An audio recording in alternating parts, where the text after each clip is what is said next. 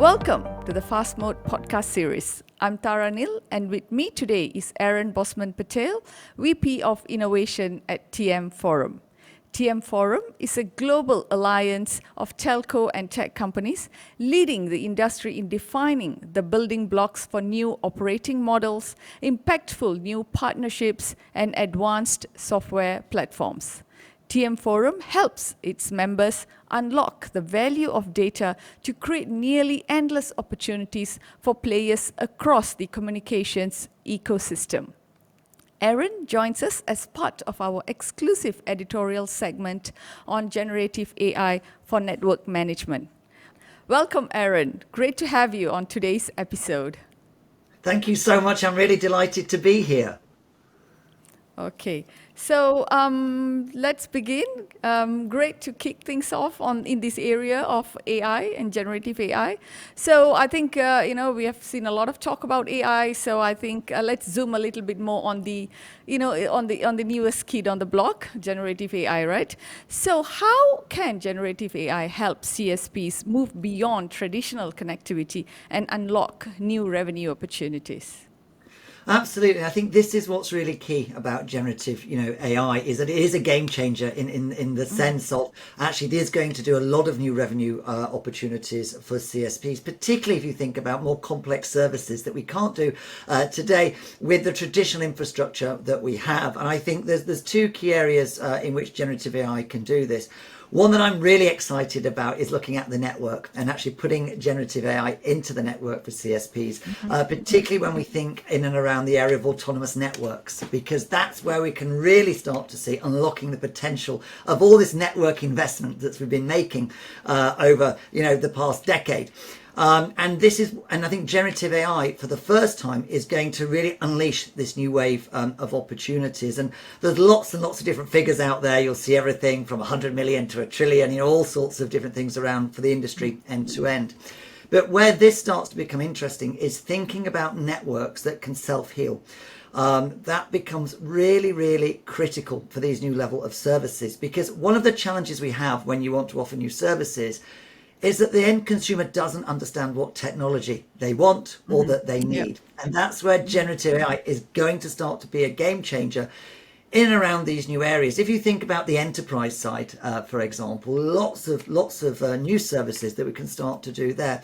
Everything from enabling factory and produce, from audio visual to make sure the food, is correct. There's no glass objects in there. CSPs can use generative AI on their networks to actually provide those types of services they've never been able to do before.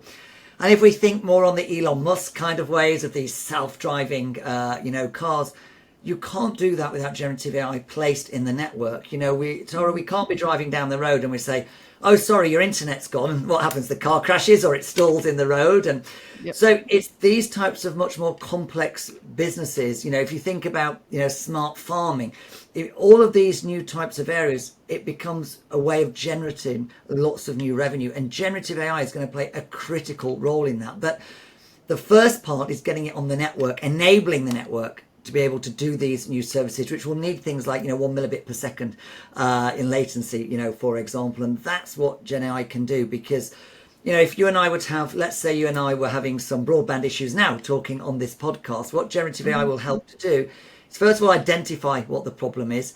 The second thing it can start to do is to say, what is the best network to put you on? Is it a Wi-Fi connection that I have through my phone? Is there an Ethernet connection nearby that I can go to? So I'm really excited actually by the underlying infrastructure, which will unleash that next wave of revenue. Okay, so talking about that and expanding on what you've just said, right? See, in circumstances where you need the network to decide, that is where it starts generating its own ideas based on what it's trained. So in that sense, it will be looking at past data and be retrieving things from that. Or are we looking at models that have trained on past data and have certain knowledge embedded in them, and we will be drawing that knowledge to actually manage networks autonomously? What is the actual mechanisms by which we will benefit from Gen AI?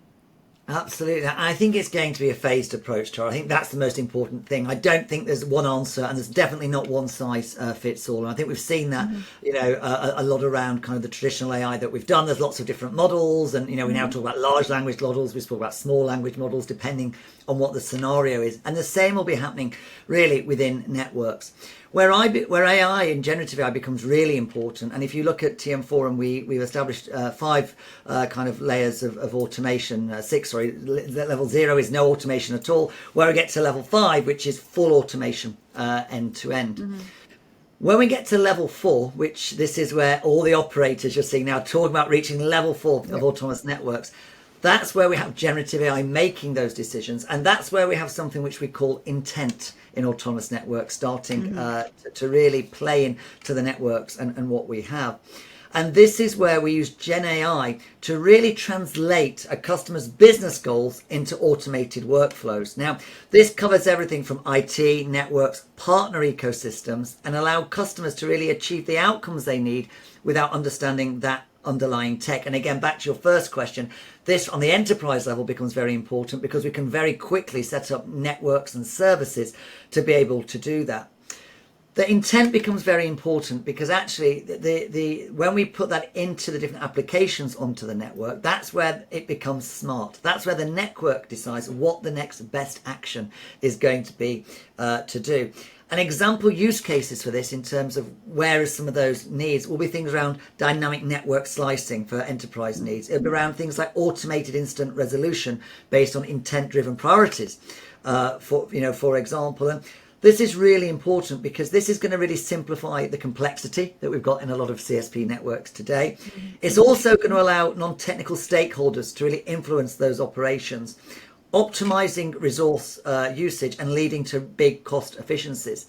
But when we start to put intent in, what we start to do is take off those rules. Back to the original question, that's what becomes exciting. All of those components that we have in the network now become intelligent. Now, the first stage of that intelligence, of course, will be based on trained data.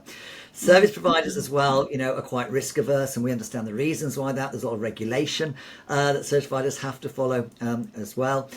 So they will be pre-trained data sets, which will be looked at and we'll be looking at. The goal, though, is eventually that we won't always need that pre-trained data set to do it. What we want to get to is where we can use live network data and we can respond in real time. And that's the work we're starting to do now at TM Forum with our Catalyst projects, looking at our innovation hub, using test data in a lab environment to say, actually, how can we get the intelligence and use generative AI in the network? So we're using live network traffic data, which responds very differently to trained data sets. And this is what one of the big challenges is. If we do everything that's pre-trained, we don't understand what happens on the network live when we're using live network data. So we must now really push forward for your second part, which is let's get the intelligence there so we're not using the predefined and pre-trained data sets. We're actually looking at live network data, looking at those network anomalies in real time, and then understanding how does the machine respond to that. And there's a big buzzword that is around, and I can't get away without saying it. That's around this agentic AI, which is an important part. And that's where we start allowing the hierarchy of decisions which need to be made. Now, the challenge is today we don't have the correct framework, agentic framework, where we've got the understanding of hierarchy. So pre-trained set data is great because we can preset the rules. We can say, okay, if this scenario happens, if this scenario happens, this is the data, these are the actions to take, and you can prioritize the order. If we go truly generative AI and use, real network data, making all the components intelligent, we've got to have that hierarchy of decision tree. Otherwise, the whole network really could just fall down because you'll have competing decisions. Yep, exactly. And that's the difference where the human brain is today and the reasoning to where generative AI is. So we are looking at multiple sources of data, and we are looking at agentic AI capabilities where it will take the data that it needs. It will source from whichever database that there is, and then at the same time use pre-trained models to deliver the right recommendations and the right decisions for the network. So, and then like what you explained, there needs to be a hierarchy to make sure that everything works harmoniously. I think great insights. And now looking at TM Forum specifically, can you tell us more about your initiative, the AI and data innovation, as you guys call it?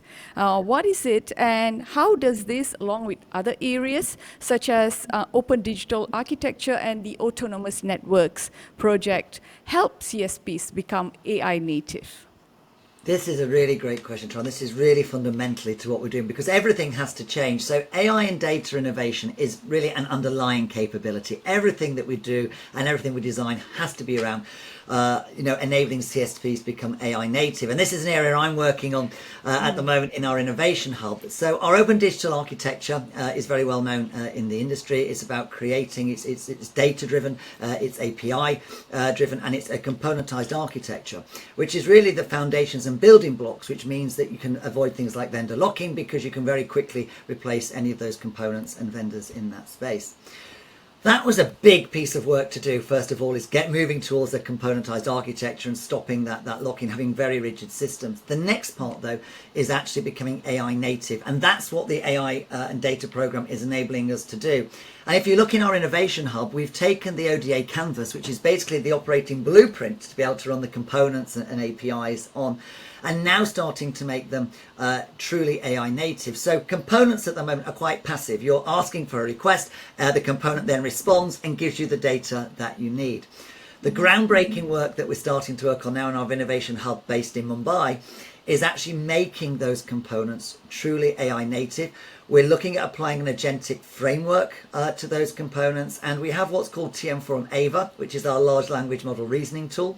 And we're seeing if we can actually now make AVA become an agent corresponding within the architecture, so it can help make those decisions and truly embed that within each component.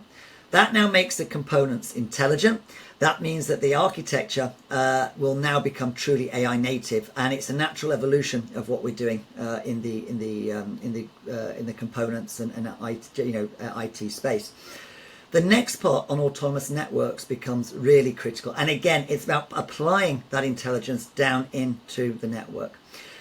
Most operators today on their journey are currently at around 1.8 or 2 on the autonomous networks level. That means they've got some elements of automation, but they're not having automation end to end. Now, all operators get very sad when they see their score because they're all aiming for 4, and there is a big gap. And as we say, there's a big gap between 3.9 even and 4. And this is where we're looking at actually putting AI into the network to achieve level 4. So this is all the work we talked about before around the AN levels, and AN level 4 is about really having intent-driven operations. You're telling the network what you want it to do, but fundamentally not how to do it. And that's a big breakaway from the areas that we've started to do.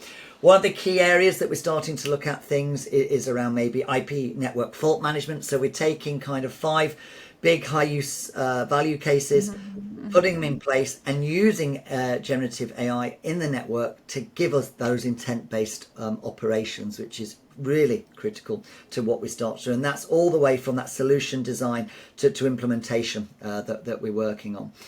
And then from a pure AI perspective, which becomes very, very important as another pillar, it's all around the governance. How do you govern AI? There's lots of legislation come out. The EU had their AI Act that came out. Again, that was all about the sovereignty of data, understanding that every time you use AI, you have to understand where that's been placed. What actions has it taken? How has that affected customer outcomes? Even though that legislation has been passed, there's actually no way to actually record across your network all the points where AI has been touched. So we're really excited to start to look at how we can apply a framework to enable us to be able to trace AI all the way across a network, but also do things like AI operations. AI ops is around the governance side, which we look at. So, how do you do things like event management, capacity management, knowledge management, operations security, all while managing AI on the network. So with TM Forum, with our 3 key missions, AI and data is really a key underpin to really making the whole of the telco truly AI native. So are we looking at a horizon of 10 years where we see the network operations being completely transformed from what it is today? Yeah, I think we absolutely have to. And this is about removing humans from being in the loop to being on the loop. So there's always going to be a role there, particularly a very supervisory role, and we have to keep the governance there. But that's absolutely it, I think. Within 10 years, we're going to see truly highly autonomized networks. We're seeing lots of work being done in and around Orange. We're seeing the same with Telefonica, in Europe, and Deutsche Telekom. And then we're really seeing, the likes of China Mobile really pushing the boundaries of how do we start to achieve, true level 4 automation. The goal is level 5. That's going to be really pushing at the end of 10 years. I truly believe. But if we can get true intent-based operations with humans on the loop instead of being in the loop within the next 10 years, we're going to unlock a hell of a lot of revenue. And secondly, the OPEX savings are going to be absolutely huge. Some of the largest operators, for example, have energy bills of around €1 billion. It's absolutely huge.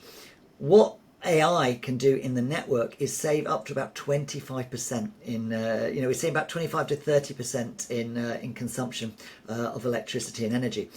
So again, not only those efficiencies can be used for reinvestment, and they can be again launched for those new services as well. So those are the key reasons why we want to really drive this forward. Amazing. I think you touched on something really important, bringing down the costs as networks expand and as subscriber base grows and so forth. So let's move on to the broader ecosystem. How important are ecosystem partnerships when it comes to deploying GenAI or even AI generally? A really good question. I think this is something that CSPs have often grappled with, which is how to make the best of an ecosystem. If you cast your mind back 10 years, we'll go 10 years back instead of 10 years forward. We all talked about IoT, the Internet of Things, and that CSPs are going to have a central role, and we're going to have a great ecosystem. And we weren't very good at it as an industry. We're not very good at sharing. We're not very good at actually doing double-sided business models, for example. And I'm hoping that lessons of the past are going to help us not make the same mistakes in the future. And I think this is where we need to sit back and say, actually, what role are we going to have in running AI? Are we going to run AI purely on our networks? Are we also going to enable other companies to run their AI native applications on the network, which either the CSP will manage, or whether the third-party ecosystem provider will manage that for themselves? Those ecosystem partners are going to be critical, because what we have to understand is, as an industry, do we have the right skills and resources to have an end-to-end play? And the answer probably will be no, we don't. That's why we're looking to the hyperscalers. The hyperscalers are providing a lot of those capabilities which we need to be able to enable that ecosystem and to enable AI on that, in the networks and those types of services. So if you think about Microsoft, they've got Copilot. You think about AWS, Google, Google Vortex, for example, Azure for AWS. We have to partner and enable an ecosystem, because they've got all the business contacts, they've got all the relationships, also with end customers. So we have to make more of the ecosystem. We have to partner with them. We have to understand, what does that look like? Lots of questions we don't have, and it's not only around the business model. The business model, of course, is one. What does revenue share start to look like in that ecosystem? Which part of the service do we provide? But we have to technically answer some questions as well as the skills gap shortage we have on our side. We have to think about, what if something goes wrong? What is the legalities around that? So we have to bring those ecosystem players on board now in order for us to have that true ecosystem play. But we cannot do this alone. We must have a very healthy and vibrant ecosystem with other AI players, so we can truly provide the services and the network capabilities which we need. Awesome. I think, TM Forum is already spearheading a lot of these initiatives. And I guess in years to come, we will see a lot of transformations happening across CSPs around the globe. So with that, I guess we are at the end of our session. So thank you, Aaron, for joining us, and also for sharing your insights on AI, generative AI, and autonomous networks, and all the amazing work that you guys have done in this space. Thank you very much. It's been a pleasure to be with you today. Okay, great. And to everyone tuning in, thank you for listening. If you want to learn more, visit www.tmforum.org and follow us for more updates and insights as we continue to uncover the latest in technology and telecommunications. See you in our next session. Bye-bye.